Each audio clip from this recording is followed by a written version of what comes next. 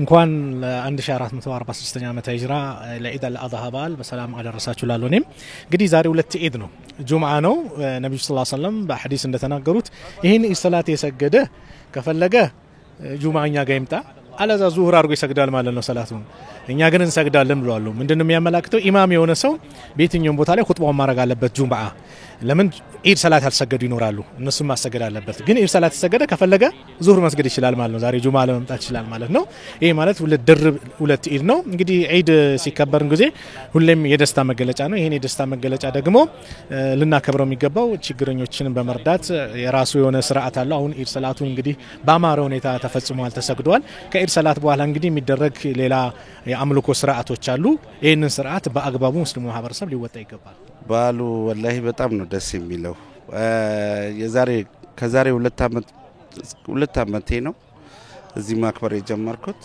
ከዛ በፊት ለ18 አመት ለ20 አመት ወደ ሳውዲ አረቢያ ላይ ነው የምኖረው እና ለ18 አመት ስኖር ሳየው እዛ ላይ ሆኜ አሁን ደግሞ ካለው ላይ በጣም ነው ደስታ ያለው ወላሂ እኛ ከዛ በፊት ስንመጣ ሀገራችን ላይ ሆነ በፕሌን ስናያት እንደ ሻማ ነበር የምትበራው ገብቷል አይደለ ዛሬ ላይ ደግሞ መተን ደግሞ ልክ እዛ ያለውን ነገር ነው እዚህ ጋር እያገኘን ያለ ነው ያ ነገር ደግሞ ከምንም በላይ ደስተኛ አድርጎናል ያው የተሰራውን ነገር ማድነቅ ግድ ይላል ማድነቅ አለብን ሰሚዐላሁ ሊመን ሐሚዳ አላሁ አክበር አላሁ አክበር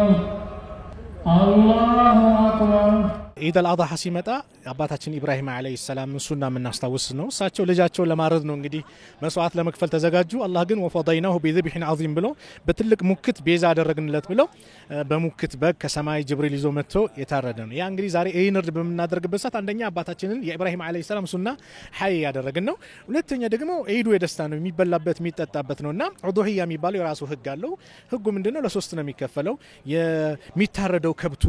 ራሱ አይነ ስውር መሆን የለበትም ሰባራ መሆን የለበትም እድሜ ገደብ አለው ፍየል ከሆነ 1 አመት መሙላት አለበት በግ ከሆነ ከ6 ወር በላይ መሆን አለበት ከብት ከሆነ 2 አመትና ከዛ በላይ ግመል ከሆነ 5 አመትና ከዛ በላይ መሆን አለበት ይሄ ምንድነው የሚያመላክተው ሙሉ ጤናማ ጥሩ የሆነ መሆኑን የሚያመላክት ነውና ኢብራሂም አለይሂ ሰላም ልጃቸውን መስዋዕት ያደረገው ዛሬ ደግሞ አቅም ያለው ማህበረሰብ ደግሞ ከዚህ በላይ መስዋዕት ሊያደርግ ይገባል በእርድ ነው በሚበላ ነው አላህ መስዋዕት አድርጎ ያለው ስለዚህ ይሄንን መስዋዕት ሲያደርግ ለሶስት ይከፍለዋል ለሶስት ሲከፍለው አንዱን በዛን ቀን ለራሱ ከዘመድ ጋር የሚደሰትበት ነው ሁለተኛው ደግሞ ከቤተሰብ ጋር ማን ነው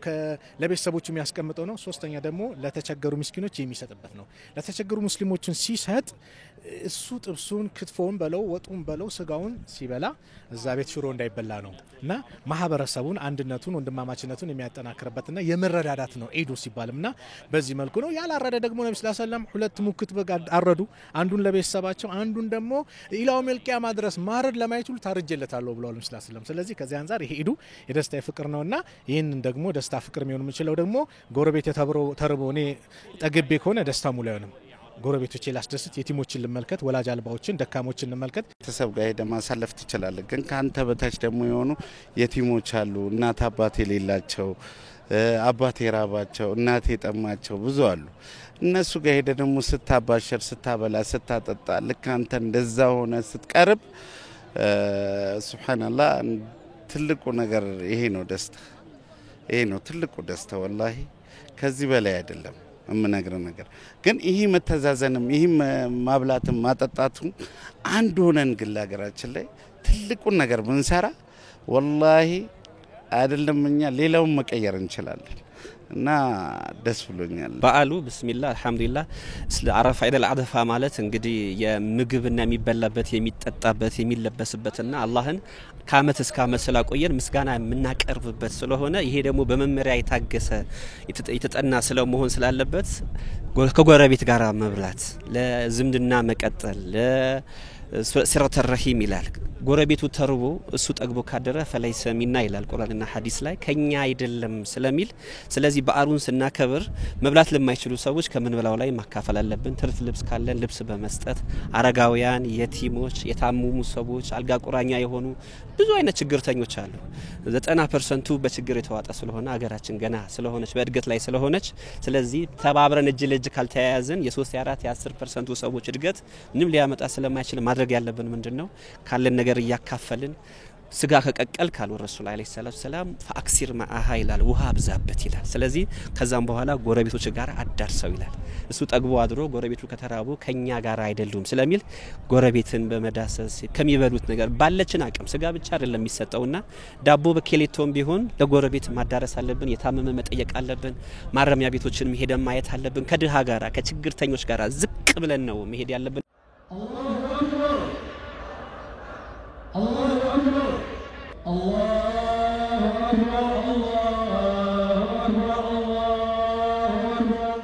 ትልቁ ሰላም ናት ለኢትዮጵያ ሰላማችንን ደግሞ አላህ እንዲያመጣልን ዱዓ እናረጋለን ያው ከመንግስት ጎንም ሆነን ማገዝ ያለብን ነገር ማገዝ አለብን ብለን እናስባለን ለምን በተለይ አገር ከጠፋ በኋላ እንደ ሶሪያ እንደ ሊቢያ እንደ ሱዳን ነው የምንሆነው ያው አገር ከሌለ ደግሞ አንተም ስደተኛ ሆነ ለማኝ ልትሆን ነው ማለት ነው ያ እንዳይሆን ደግሞ ያንን እንዳይመጣ እኛ ደግሞ መጣር መቻል አለብን መተጋገዝ መቻል አለብን መረዳዳት መቻል አለብን ልክ እንደምንረዳዳው ሁሉ መደማመጥ መተዛዘን ካለ ወላሂ ምንም ነገር የለም እንደ ኢትዮጵያ የሚሆን ነገር የለም እንደ ሀገር ደግሞ የሚሆን ነገር የለም ከምንም በላይ الطهور نصف الإيمان ነው የእስልምና መርህ ንጽህና የኢማን ግማሽ አካል ነው ዑለማዎች ኪታቦቻቸውን ሲጽፉ ራሱ ኪታቡ ጣሃራ እያሉ ነው የሚያስተምሩትና ኪታቡ ጣሃራ እያሉ ያስተምራሉ ያ ምንድነው ለንጽህና የሰጠው ትልቅ ቦታ ነውና ይሄን እርድ ሲያከናውን ሙስሊሙ ያን ንጽህናው ሊጠብቅ ይገባል ደም ያለው ቦታ ላይ ሊያጥብ ይገባል እንደ አጋጣሚ ክረምት ነውና ምናልባት ዝናቡ መጥቶም ሊያጸደው ይገባል አጸደው ማላጸደው ግን ሙስሊሙ ማህበረሰብ ይሄን እርድ በሚፈጽምበት ቦታ ላይ ቆሻሻ የተባሉ ነገሮችን በአጠቃላይ ንጹህ ሊያድርግ ይገባል ሊያጸዳ ይገባል አካባቢው ንጽህና እስልምና ትልቅ ቦታ ነው hatta ሲሰግድ እኮ መስገጃ ንጹህ መሆን አለበት ነው የሚባለው ስለዚህ የአካል ንጽህና የውስጥ ንጽህና የሁሉም ነገር ንጽህና ያስፈልጋልና ንጽህናው በየትኛውም ቦታ ባለበት ቦታ ላይ ሊጠብቅ ይገባል ምን መልእክት አለ ለሙስሊምና ማለት ባለ አቅም ልክ የቻልከውን ያህል አስተዋጽኦ ማበርከት ነውና በአላችን ሰዎች ሁሉ በደስታ እንዲያሳልፉ ነን ሙስሊምም ከሆኑ አካላት ጋራ በጋራ በደስታ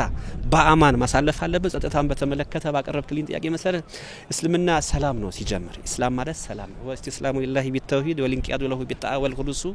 ሚነ ሽርክ ነው ይላል ሰውየው ራሱ ሰላም መሆን አለበት የሚረብሽ ከሆነ እኮ ከአላህ ጋር አልታረቅም ራሱን በራሱ ነው የሚያታልለው እንጂ አላህ የሚታለል ጌታ አይደለም አላህ በጥቁር ድንጋይ ውስጥ ጥቁር ጉንዳን ስትሄድ አያት አለው ስለሚል ስለዚህ አላህን መሸወድ አላህን ማታለል ስለማይቻል ውጫችንም ውስጣችንም አንድ አይነት ነው መሆን ያለበትና ስለዚህ መረበሽ የለብንም የሚረብሹም አገሯን የሚያዳፈርሱ ሰላምና ጸጥታ አካላትን የሚያውኩ አካላትን እጃቸውን በመያዝ በመጠቆም በማረም በማስተካከል አገሯ ሰላም እንድትሆን እድገቷንም እንዲያድግ የሁላችንም አስተዋጽኦ የምትፈልግ ነው ስለዚህ ሰላምና ጸጥታ የእስልምና ተልእኮ ነው ላለሁኝ لا إله إلا الله الله أكبر الله أكبر ولله الحمد الله أكبر الله أكبر الله أكبر እንኳን አደረሳችሁ ውጪ ለምትገኙት ሳውዲ አረቢያ ላይ ወንድሞቼ እንኳን አደረሳችሁ ለኢድ ሙባረክ ኢድ ሙባረክ እና አገር ውስጥ ያለሽው ትልቁ ሚና ሰርታ እዚህ ደረጃ ያደረሰች እዚህ ጋር ለበቃ የቻልኩት በእናቴ ነው ከዲጃ መሐመድ አሁንም ወድሻለሁ እንኳን አደረሰሽ እንኳን አላህ ለኢድ አረፋ በዓል በሰላም አደረሰሽ እልሻለሁ ሁሌ ወድሻለሁ አላህ ይጠብቅሽ እናቴ ቶቼ ሙና ሂክማ ሁላችሁንም ጓደኞቼንም ኢድ ሙባረክ ላችኋለሁ ጀዛከላሁ ኸይር እናንተንም አመሰግናለሁ ቅድሚያ ለእናት ለአባቴ